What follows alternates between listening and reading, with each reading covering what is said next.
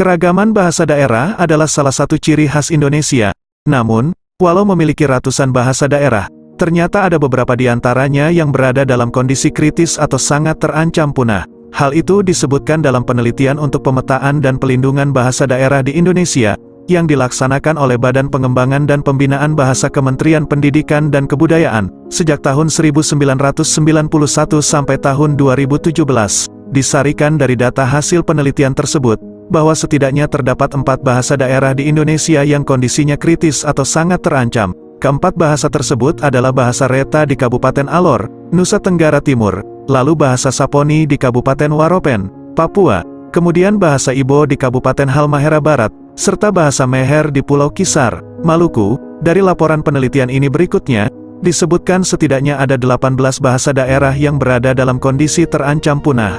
Pembagiannya yaitu sebanyak 9 bahasa daerah di Papua yaitu Mander, Nambla, Usku, Makleo, Makle, Beku, Mansim Borai, Dubu, Irarutu, Podena. Ada 4 bahasa daerah di Sulawesi yaitu Ponosakan, Ponosokan, Konjo, Sangiheta Laut, Minahasa, Gorontalo. Kemudian ada 2 bahasa daerah di Sumatera yang berada dalam kondisi terancam punah yakni bahasa Bajau Tungkal dan bahasa Lematang. Berikutnya ada juga 2 bahasa daerah di Maluku yang terancam punah yaitu bahasa Hulung, serta bahasa Samasuru, dan 1 bahasa daerah selanjutnya yang terancam punah ialah bahasa Nedebang di Nusa Tenggara Timur.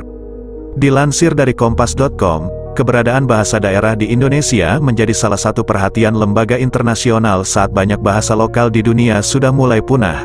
Dalam rilisnya pada tanggal 21 Februari tahun 2019, UNESCO mengungkapkan bahwa sekitar 2.500 bahasa di dunia terancam punah, termasuk lebih dari 100 bahasa daerah di Indonesia. UNESCO pun menyebutkan, sebanyak 200 bahasa mengalami kepunahan dalam 30 tahun terakhir dan 607 bahasa dalam status tidak aman. Selain itu, diperkirakan sekitar 3.000 bahasa lokal akan punah di akhir abad ini. Untuk di Indonesia, bahasa lokal sama dengan bahasa daerah karena seseorang menggunakan bahasa tersebut sehari-hari sejak kecil atau menjadi bahasa pertama yang dikuasainya. Sehubungan dengan itu, Badan Pengembangan dan Pembinaan Bahasa atau Badan Bahasa, melalui Kelompok Kepakaran dan Layanan Profesional atau KKLP, Pelindungan Bahasa dan Sastra melakukan kajian vitalitas bahasa dari tahun 2011 sampai 2019. Dari 718 bahasa yang dipetakan, baru 94 bahasa daerah atau sekitar 10% yang dikaji vitalitas bahasanya. Hasil kajian itu menunjukkan bahwa 8 bahasa dikategorikan punah, 5 bahasa kritis, 24 bahasa terancam punah, 12 bahasa mengalami kemunduran, 24 bahasa dalam kondisi rentan, stabil, tetapi terancam punah, dan 21 bahasa berstatus aman, menurut data KKLP Pelindungan Bahasa dan Sastra. Berikut ini daftar status beserta nama berbagai bahasa daerah di Indonesia. 1. Aman. Maksudnya adalah bahasa ini masih dipakai oleh semua anak dan semua orang dalam etnik itu, yaitu. 2. Rentan. Maksudnya adalah semua anak dan kaum tua menggunakan bahasa daerah ini, tetapi jumlah penuturnya sedikit, yaitu. 3. Mengalami kemunduran. Maksudnya adalah sebagian penutur anak-anak dan kaum tua dan sebagian anak-anak lain tidak menggunakan bahasa ini, yaitu. 4. Terancam punah. Maksudnya adalah semua penuturnya berusia 20 tahun ke atas dan jumlahnya sedikit, sedangkan generasi tua tidak berbicara kepada anak-anak atau di antara mereka sendiri, yaitu. 5. Kritis. Maksudnya adalah penutur bahasa ini berusia 40 tahun ke atas dan jumlahnya sangat sedikit, yaitu. Adapun upaya pemerintah terkait hal itu, pemerintah telah mengeluarkan Peraturan Presiden Perpres Nomor 24 Tahun 2010 sebagai peraturan pelaksana dari Undang-Undang Nomor 24 Tahun 2009 dalam Pasal 452. Perpres itu menyebutkan bahwa lembaga yang melaksanakan pengembangan, pembinaan, dan pelindungan bahasa dan sastra Indonesia adalah sebuah badan, yaitu Badan Pengembangan dan Pembinaan Bahasa, Badan Bahasa.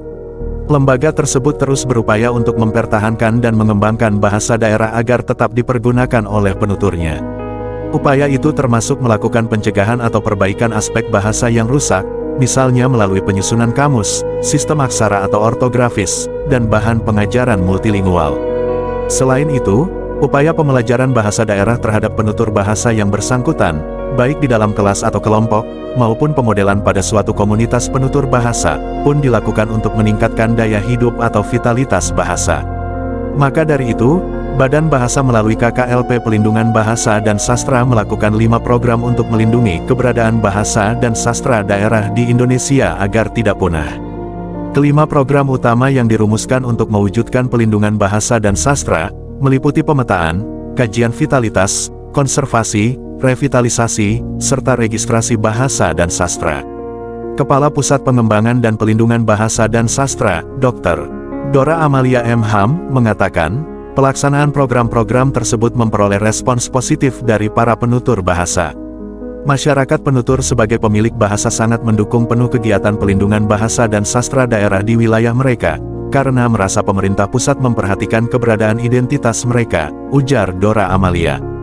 Dia juga menuturkan bahwa masyarakat penutur yang awalnya abai terhadap program tersebut, akhirnya menjadi tergugah dan tersadar akan pentingnya pelestarian bahasa dan sastra daerah masing-masing. Bentuk dukungan diberikan berupa kesediaan dan antusiasme mereka dalam memberikan segala informasi yang dibutuhkan tim pelindungan bahasa dan sastra, ucapnya. Kepala Pusat Pembinaan Bahasa dan Sastra, Badan Pengembangan dan Pembinaan Bahasa Kemendikbudristek, Abdul Haq mengatakan pihaknya berupaya mencegah punahnya bahasa daerah itu dengan meluncurkan program Merdeka Belajar episode 17 yaitu, revitalisasi bahasa daerah. Dalam program ini, dilakukan upaya memperkenalkan bahasa daerah dari generasi tua ke generasi muda, terutama usia SD dan SMP. Di sini para maestro, seniman, tokoh yang menguasai bahasa daerah, nyanyian daerah, berpidato, mendongeng, dan seni lain yang menggunakan bahasa daerah, mengajarkan kepada para guru untuk selanjutnya diajarkan ke siswa, kata Haq kepada knindonesia.com, Rabu, 29 bulan 6. Di akhir program revitalisasi bahasa daerah akan diramaikan dengan Festival Tunas Bahasa Ibu secara berjenjang.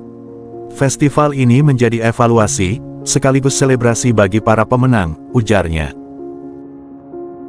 Satu hal yang membuat suatu bahasa dapat bertahan adalah kebutuhan masyarakat akan bahasa tersebut. Dan kebutuhan itu tidak akan terpenuhi jika tak ada sedikit pun keuntungan dari mempelajari ataupun mempertahankannya. Dan jika sudah seperti itu, satu-satunya alasan untuk melestarikannya adalah kecintaan terhadap peninggalan leluhur ataupun semangat nasionalisme. Tanpa semangat melestarikan bahasa dan rasa nasionalisme, maka dapat dipastikan, bahwa akan ada lebih banyak lagi bahasa daerah yang punah. Jadi intinya, pelestarian bahasa daerah sangat bergantung pada kecintaan masyarakat pada tanah airnya. Jika masyarakat Indonesia membenci tanah airnya, maka penguasaan atas bahasanya pun akan ikut memudar dan akhirnya punah. Semoga saja tidak terjadi. Amin. Oh ya, jika kalian ingin tahu beberapa situs yang berhubungan dengan pelestarian aksara Nusantara, silakan kunjungi akun ini.